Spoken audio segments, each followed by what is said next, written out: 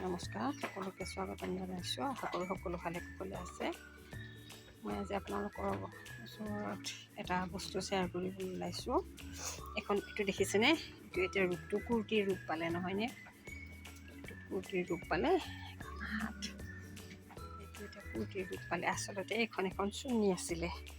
চুৰ্ণিখন ল'বলৈ খুবেই সুবিধা গৰমত, কিন্তু তাৰ মাজতে এটা অসুবিধা আছিল। কাৰণ চুৰ্ণিখনৰ এই পিছফালৰ অংশটো দেখিছিলে, মই আপোনালোকক কাটাৰ সময়ত দেখুওৱা নহয়।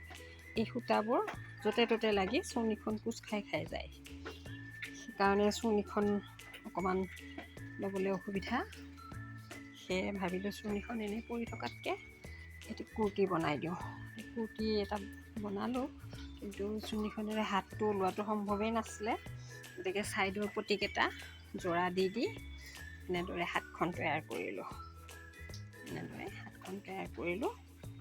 আৰু এই চুৰ্ণিখনক মই কুৰ্তিৰ ৰূপ দি দিলোঁ।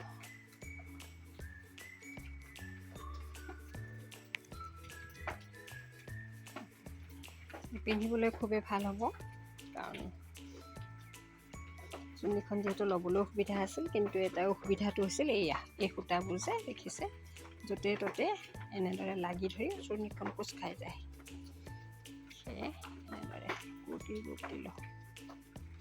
ভাল লাগিলে লাইক কৰিব, এটাকৈ কমেণ্ট কৰিব। সকলোকে পুনৰ ধন্যবাদ জ্ঞাপন কৰিছোঁ।